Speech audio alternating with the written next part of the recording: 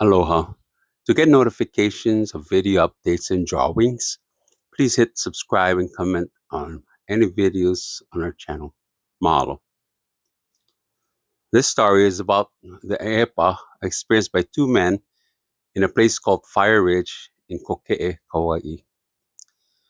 John and Lloyd been picking mokehana at Kokee countless times, but today something felt off.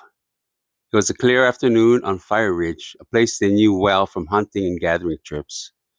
The crisp air carried the scent of damp earth and the sweet perfume of mukihana berries. And John's dog Kula trotted alongside, nose to the ground, tail wagging. The two friends worked in silence, filling their sacks with the vibrant and fragrant green berries.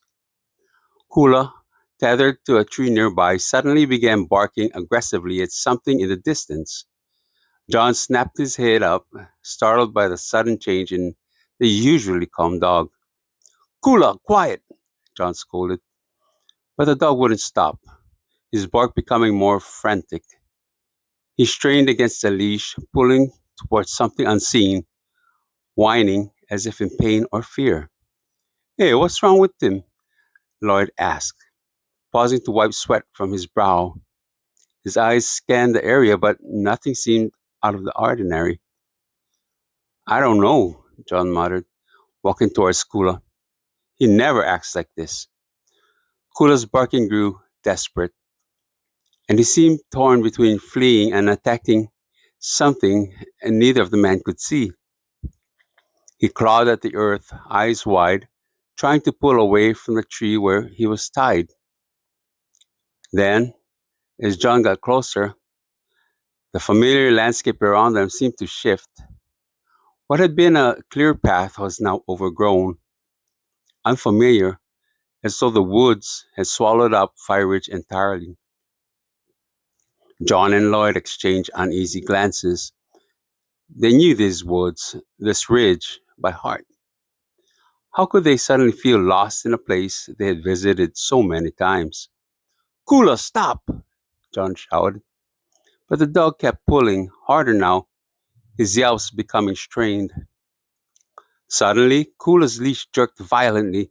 The dog's feet lifted off the ground as if something was yanking him by an invisible hand. John froze, eyes widening. It was as though Kula was being hoisted up by some unseen force, his legs flailing helplessly.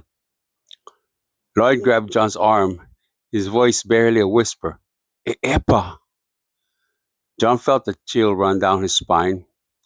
The Epa, the mischievous, shape-shifting spirits of Hawaiian lore, he had heard stories of, but never believed them to be more than legends.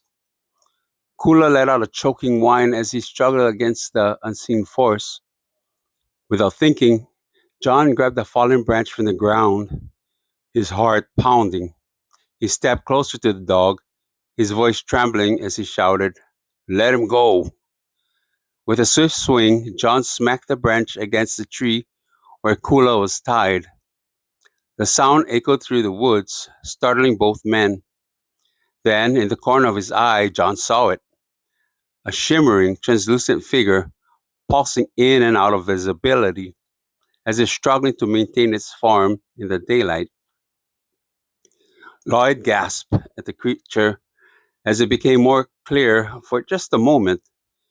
It was humanoid in shape, but its body was covered in a moss-like substance, blending with the forest. Its arms were long, far too long for its small, stumpy legs. It moved quickly, darting through the air like a shadow trying to evade the sun. As it fled into the brush, Kula dropped to the ground, panting and whimpering, but free. John stood frozen, still gripping the branch in his hand, his heart racing. Did you see that? Lloyd nodded wide-eyed. We need to go. The air felt heavier now, and the forest seemed eerily silent. They hurriedly gathered their sacks of mokihana, shoving them into their backpacks. Kula stayed close, his tail between his legs, eyes nervously scanning the trees. As they made their way down the ridge, the landscape seemed to shift back to normal. The path became clear again, the familiar landmarks returning as if the forest itself had released them from its grasp. John and Lloyd didn't say much as they descended. The encounter still fresh in their minds. They both knew what they had seen, even if it was something they could never fully explain. After that day, whenever they returned to Fire Ridge, they always wondered if the Eepa would show itself again.